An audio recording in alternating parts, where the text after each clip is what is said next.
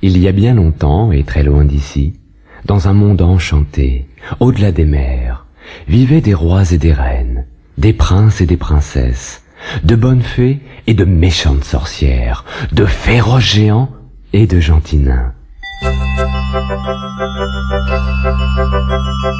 Ouvre ton album, écoute bien et rejoins toi aussi le monde magique d'Il était une fois. Dès que tu entends, tourne la page.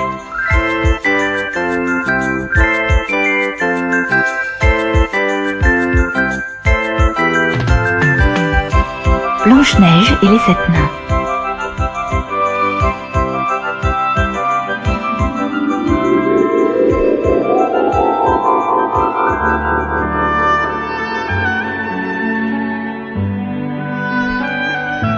Il était une fois un royaume heureux, gouverné par un roi courageux et une reine d'une grande bonté.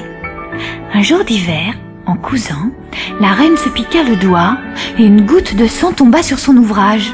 « Oh, se dit-elle en rêvant, comme j'aimerais avoir un enfant, une petite fille. Ses cheveux seraient noirs comme l'ébène, sa peau blanche comme la neige et ses lèvres rouges comme le sang. » Moins d'un an plus tard, la reine mit au monde un beau bébé, une petite fille aux cheveux noirs comme l'ébène, à la peau blanche comme la neige et aux lèvres rouges comme le sang. On l'appela Blanche-Neige.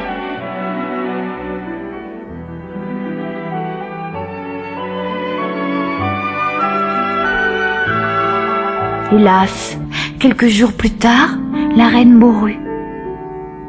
Après de longs mois de deuil, le roi décida de se remarier pour donner une maman à Blanche-Neige. Il choisit la plus belle dame du pays, ignorant qu'elle était aussi la plus cruelle.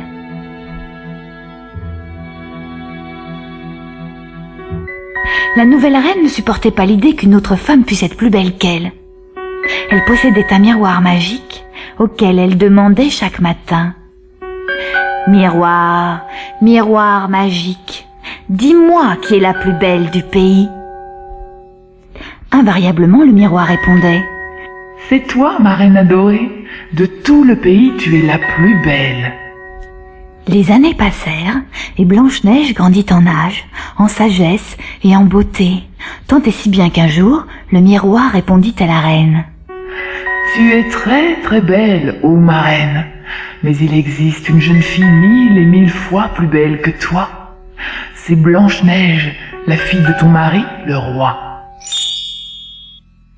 Folle de rage, la reine décida de supprimer sa rivale. Elle fit appeler son garde-chasse et lui ordonna de conduire Blanche-Neige dans la forêt pour la tuer.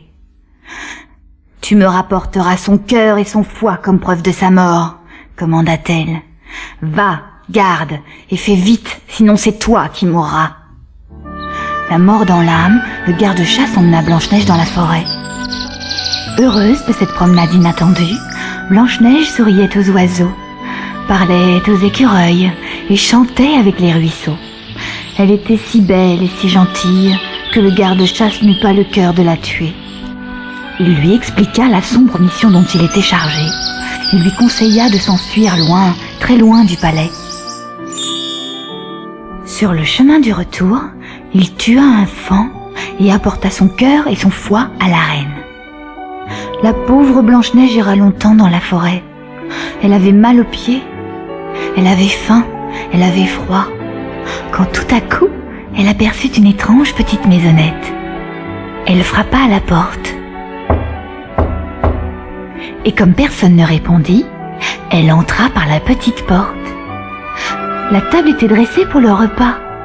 C'était une toute petite table avec 7 petites assiettes, 7 petits verres et de minuscules couverts. Blanche-Neige mangea un peu de pain et prit une bouchée dans chaque assiette. Dans la pièce voisine, elle découvrit 7 petits lits. Fatiguée, elle se coucha sur l'un d'eux et s'endormit. 1 heure plus tard, les propriétaires de la maison rentrèrent en chantonnant. C'étaient 7 nains qui travaillaient dans la montagne, dans les mines de diamants. Ils remarquèrent immédiatement que quelqu'un avait touché leur dîner, Hé, qui s'est assis sur ma chaise? dit le premier. Et le second, Qui a mangé dans mon assiette? Oh, on a mordu dans mon pain. s'écria le troisième. Et le quatrième, Atchoum! Qui a déplié ma serviette? et le cinquième, Mais qui a mangé avec ma fourchette? et le sixième, Oh, qui a sali mon couteau? et le septième. Oh, qui a bu dans ma tasse? Oh, regardez quelle jolie jeune fille est couchée dans un de nos petits lits. Chuchotèrent-ils en chœur en entrant dans la chambre. Qu'allons-nous faire maintenant? Les chuchotements des nains réveillèrent Blanche-Neige. Comment t'appelles-tu? Lui demanda le premier, et le second, Et d'où viens-tu? et le troisième. Atchoum! Pourquoi es-tu venu dans notre petite maison? Ne craignez rien, répondit-elle en souriant. Je m'appelle Blanche-Neige, je suis la fille du roi, et je suis entrée parce que je ne savais pas où passer la nuit, Oh, mais si tu es la fille du roi, pourquoi ne retournes-tu pas au château? rétorqua un des nains méfiants. À ces mots, Blanche-Neige éclata en sanglots et leur raconta sa triste histoire. Les nains furent scandalisés par la méchanceté de la reine. Reste avec nous. S'écria le premier, Ah oui. dit le second. Et pendant notre absence, tu surveilleras la maison. Peut-être pourrais-tu préparer nos repas, hein? Demanda le troisième en se léchant les doigts. Et nous tenir compagnie. Ajouta le quatrième. Et le cinquième. Tu seras heureuse avec nous. Nous sommes parfois un peu grincheux, mais nous t'aimerons beaucoup, tu verras, oui, oui. Et le sixième. Tu peux nous faire confiance, nous sommes petits, mais nous saurons veiller sur toi. Et il faudra te méfier de la reine et ne laisser entrer personne dans la maison. Conseilla le septième nain qui était très prudent. Blanche-Neige accepta la proposition des nains avec reconnaissance. Pendant ce temps-là, au palais, la reine se frottait les mains, persuadée d'être de nouveau la plus belle. Mais, un matin, son miroir l'avertit. Fais attention, ma reine. Ici, au château, tu es la plus belle, mais ta rivale se cache au fond de la forêt. Blanche-Neige, qui vit maintenant avec les 7 nains, est 1000 et 1000 fois plus belle que toi. Comprenant que son garde-chasse l'avait trahi, la reine décida d'agir elle-même. Elle se déguisa en paysanne et partit dans la montagne. Arrivée chez les 7 nains, elle attendit qu'ils partent travailler, puis se mit à crier. « Joli ruban, je vends de beaux rubans !» Oubliant le conseil du nain, Blanche-Neige la fit entrer dans la maison sans la reconnaître. « Regarde quel beau ruban, mon enfant !» dit la reine. « J'en ai un qui t'ira parfaitement. » Et hop, elle le noua si vite et si fort autour de la taille de Blanche-Neige qu'elle lui coupa la respiration. Aussitôt son forfait accompli, la reine s'enfuit. Blanche-Neige resta sans connaissance jusqu'au retour des nains. Quand ils virent le ruban serré autour de sa taille, les nains le coupèrent aussitôt et elle recommença lentement à respirer. Hélas, pendant ce temps-là, la méchante reine rentrée au château questionnait son miroir. En apprenant que Blanche-Neige était encore en vie, il lui vint une idée encore plus cruelle. Elle prépara un peigne empoisonné, se déguisa en mendiante et retourna à la maison des 7 nains. « Ouvrez-moi, je vous en supplie, je suis une pauvre mendiante qui n'a rien mangé depuis 3 jours. » N'écoutant que son bon cœur, Blanche-Neige la fit entrer pour lui donner à manger. Elle lui proposa même de rester un moment pour se reposer, mais la mendiante refusa. « Je dois partir, dit-elle, mais voici un cadeau. Tu as été si gentille que je tiens à t'offrir ce peigne. Regarde comme il est beau. Approche, ma fille, que je puisse le mettre dans tes cheveux. » Blanche-Neige baissa la tête et la mendiante le planta de toutes ses forces dans ses cheveux. Ce soir-là, lorsque les nains rentrèrent, ils trouvèrent Blanche-Neige étendue sur le sol, évanouie. Ils retirèrent le peigne à temps pour la sauver, mais, une fois de plus, la reine fut prévenue par son miroir que Blanche-Neige était toujours en vie. Maintenant, retourne la cassette.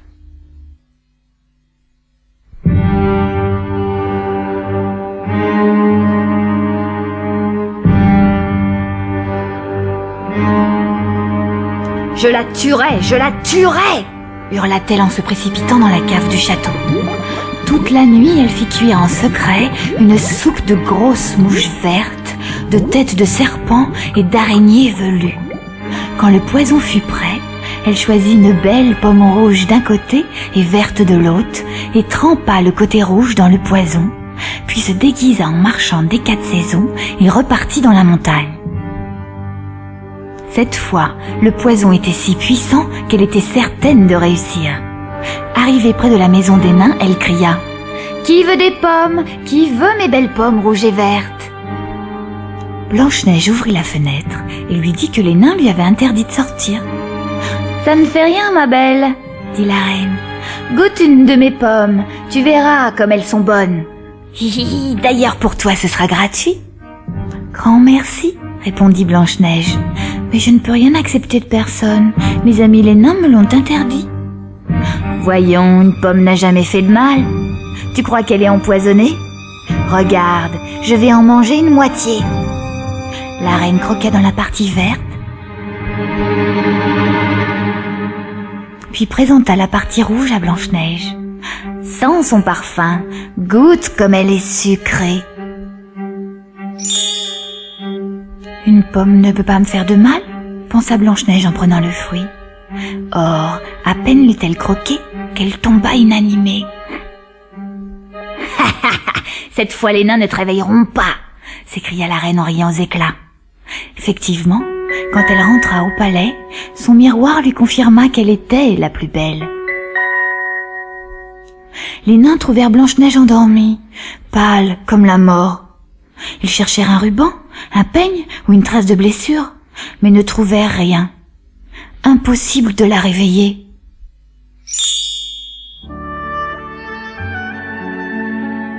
Ils la portèrent sur un des petits lits et pleurèrent pendant 3 jours et 3 nuits. Le 4e jour, ils décidèrent de l'enterrer dans un cercueil en bois clouté de diamants. Puis, en la voyant si belle, avec sa peau blanche comme neige et ses cheveux noirs comme l'ébène, ils changèrent d'avis et fabriquèrent un cercueil en verre complètement transparent. Blanche-Neige ne respirait pas. Pourtant, son teint restait frais, comme si elle était vivante. Les nains portèrent le cercueil sur le versant de la montagne où les oiseaux avaient l'habitude de se rassembler pour chanter. « Oh, on dirait qu'elle dort, » dit le premier. « Nous ne pouvons pas l'enterrer » s'écria le 2e en pleurant. Et le 3e. « Déposons le cercueil dans l'herbe, et chacun à notre tour, chaque soir, nous viendrons la veiller. »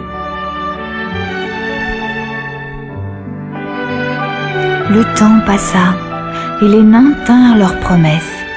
Chaque nuit, l'un d'eux venait veiller Blanche-Neige. Un matin de printemps, un charmant prince qui passait par là découvrit avec stupéfaction le cercueil de verre. Au premier regard, il tomba amoureux de la belle jeune fille endormie et resta des heures et des heures agenouillé devant le cercueil sans pouvoir se résoudre à partir. Le nain qui était de garde ce soir-là lui raconta l'histoire de Blanche-Neige, fille de roi, empoisonnée par une reine méchante et cruelle. « Laissez-moi emporter son cercueil jusqu'au palais de mon père. » supplia le prince. « Je ne peux plus vivre sans elle. Je la protégerai et l'aimerai toujours comme si elle était vivante. » Devant un tel amour, les nains acceptèrent.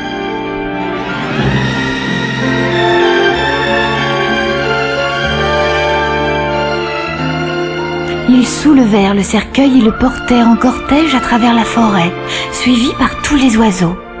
Mais voilà que, dans la pénombre, un des nains trébucha sur une racine, perdit l'équilibre et lâcha le cercueil qui tomba. Le verre vola en éclats. Patatras! Au même moment, Blanche-Neige ouvrit les yeux. « Où suis-je » demanda-t-elle étonnée. Le prince charmant lui prit la main et y posa un baiser. « Ne t'inquiète pas, » lui dit-il. « Tu as dormi longtemps, si longtemps qu'on te croyait morte. Oh, douce Blanche-Neige, je t'aime depuis que je t'ai vue dans ton cercueil en verre. Acceptes-tu de m'épouser ?»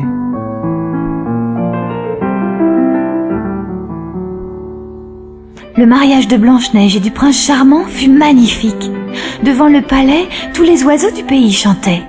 Les écureuils et les lapins dansèrent un ballet. La méchante reine avait été invitée, mais quand elle découvrit que la mariée, si belle, n'était autre que Blanche-Neige, elle se mit à hoqueter et tomba raide morte dans les bras du jardinier. Le médecin de la cour ne put que constater que c'est la jalousie qui l'avait étouffée.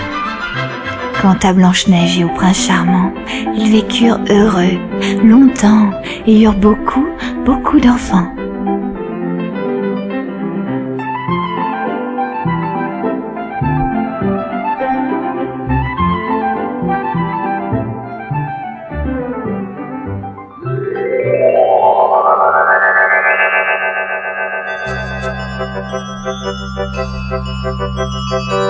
N'oublie pas ton prochain rendez-vous avec Il était une fois.